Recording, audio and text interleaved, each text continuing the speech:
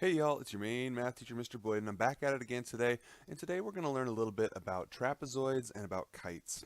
And so as you can probably see, the first thing we're going to start with today is trapezoids. Okay, and so in order to do this, we're going to start by talking about an isosceles trapezoid. This is a special kind of trapezoid. If you recall, trapezoids, by definition, always have one pair of parallel sides.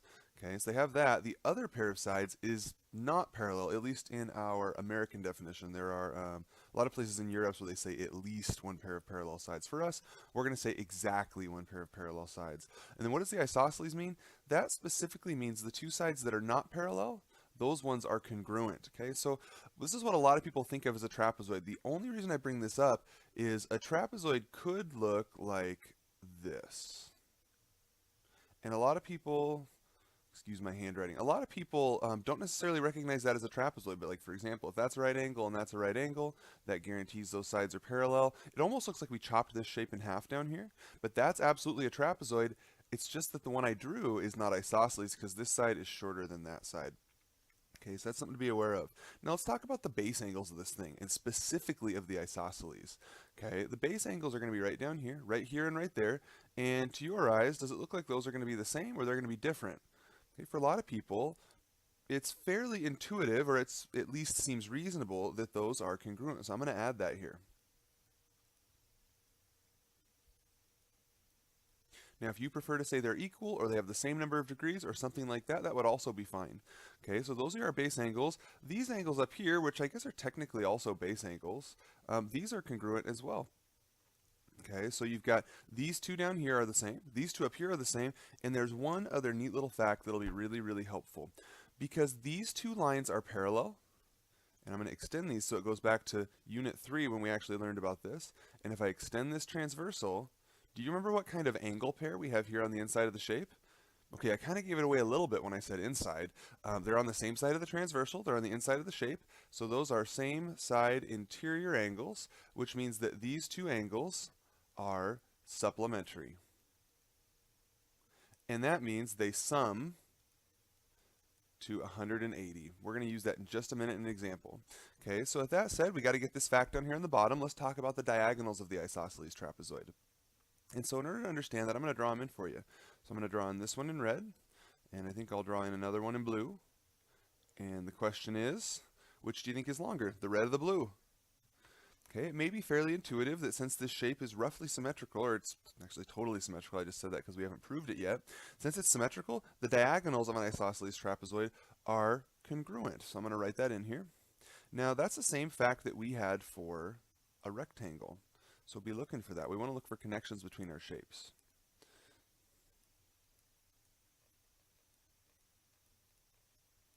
Okay, so you may wish to fill that in on your notes organizer. Okay, now with that in hand, let's try a few examples. Okay, and so in this one, I'm going to tell you that WXYZ is an isosceles trapezoid.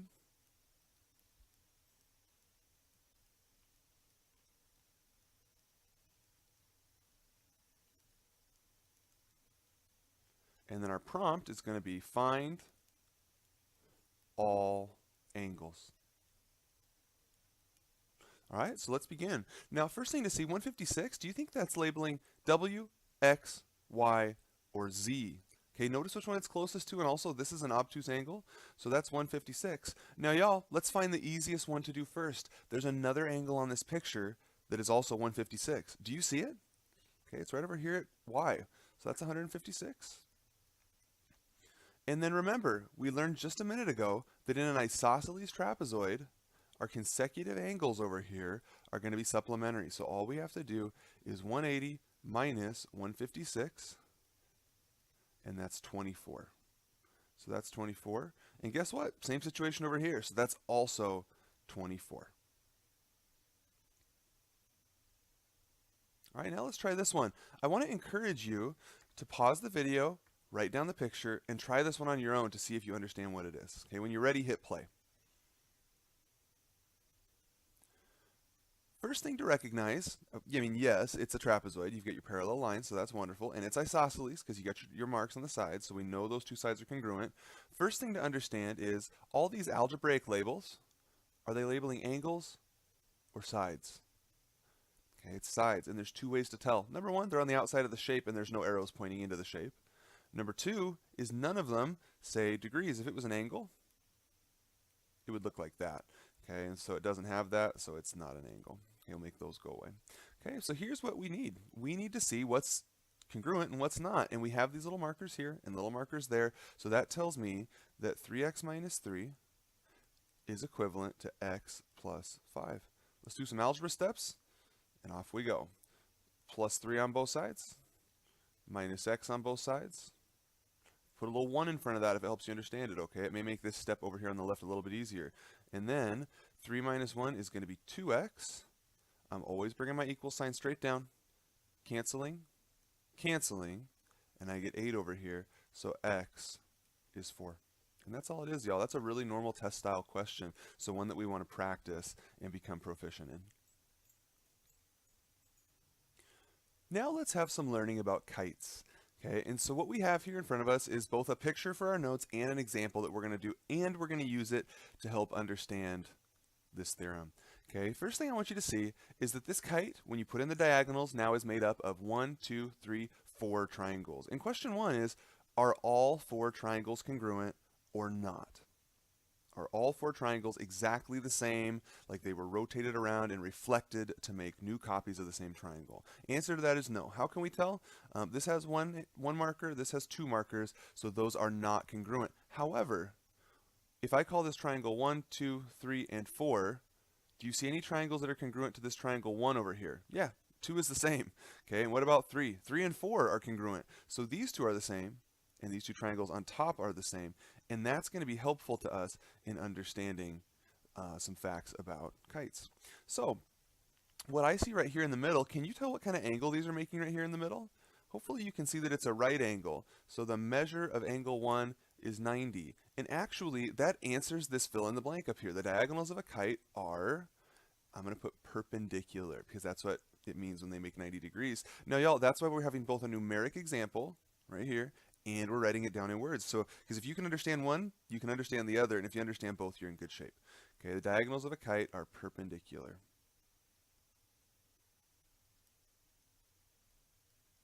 Okay, and so let's continue now. Let's go to angle 2. Is angle 2 32 degrees or not? Probably not, because if we have 90 here and 32 there and 32 there, that doesn't add up to 180. So we know our triangle is going to have an interior angle sum of 180, so that can't be it. However, angle 3 over here, because we just said these 2 triangles were congruent, angle 3 is definitely 32. And then I'm going to come back to that fact about the angle sum being 180. If you have 32 there and 90 there, all we need to do is 180 minus 32 minus 90, and when we do that, we get 58. So that means the measure of angle 2 is 58, and I should probably put degrees on all these. Okay, that's our first example. Let's do one more. This would be a great one for you to try to really challenge yourself. If you want to pause the video and draw this one and try to do this one all on your own, this would be a really good way to kind of check where your skills are at this time.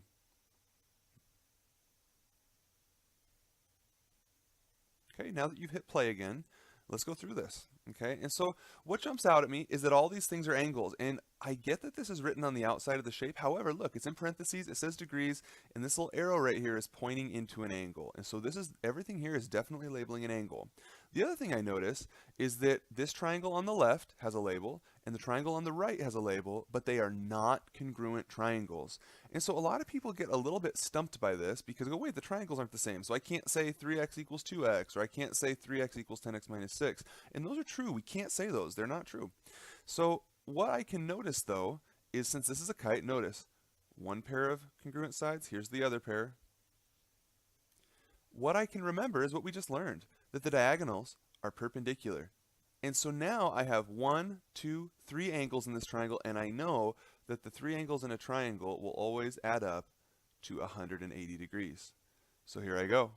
What I'm going to put for this is I'm going to say one of the angles is 2x, and one of the angles is 10x minus 6, and one of the angles is 90. And so now I have 1, 2, 3 angles added together to get 90, and we're going to solve it. So here we go. I'm going to do 2 steps in one. I'm going to say 2x plus 10x is 12x.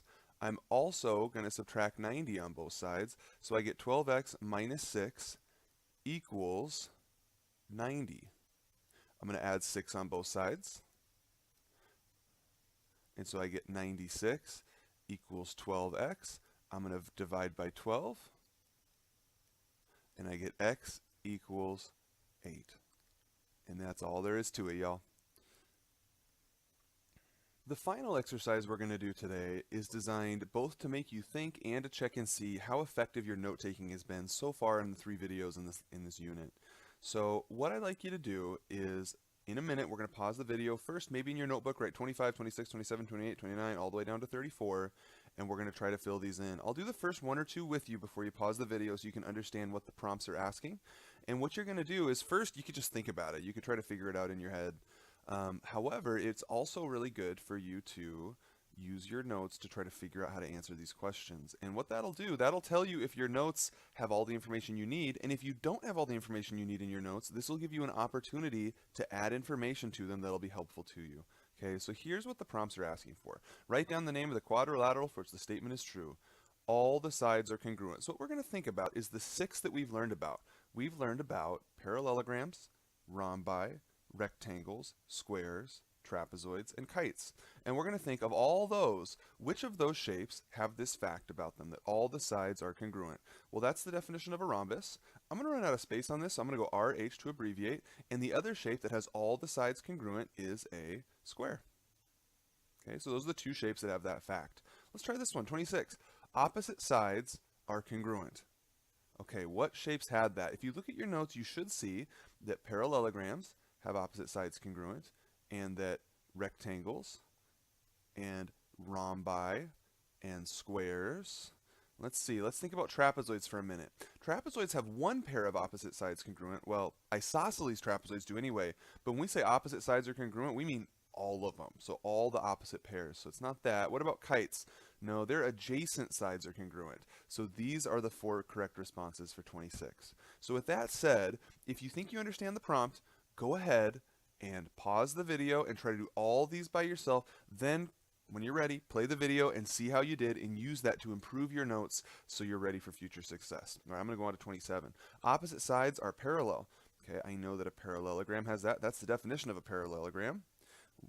A rhombus is a parallelogram, so that's true. A rectangle is always a parallelogram, and a square is always a parallelogram. Opposite angles are congruent. That was true about a parallelogram, which means it's going to be true for all the parallelograms, which are rhombi, rectangles, and squares. Opposite angles are congruent. Okay, I'm thinking about kites. Kites have 1 pair of opposite angles, but not both. And what about trapezoids? Trapezoids almost never, I might even say never, have opposite angles that are true. So this is our complete list for this one. All the angles are right angles. Okay, that's the definition of a rectangle. Like literally the word rectangle means right angles. Okay, so rectangles and squares. Hey, I had extra space. That's cool. So rectangles and squares definitely all have right angles. Consecutive angles are supplementary. Okay, we better pause. Consecutive means right next to each other. And supplementary means they add up to 180. So the angles next to each other add up to 180. So that was one of the facts we learned today about an isosceles trapezoid. And because I have to say isosceles, it is not true for all trapezoids. They have to be isosceles trapezoids. That's also going to be a fact that's true for all parallelograms. So parallelograms, which would be rhombi, rectangles, and squares. So it looks like the only thing we've left out is a kite, which is what it is. Okay, diagonals bisect each other. Okay, it means the diagonals cut each other in half, or the 2 sides of any diagonal are the same length. They're congruent.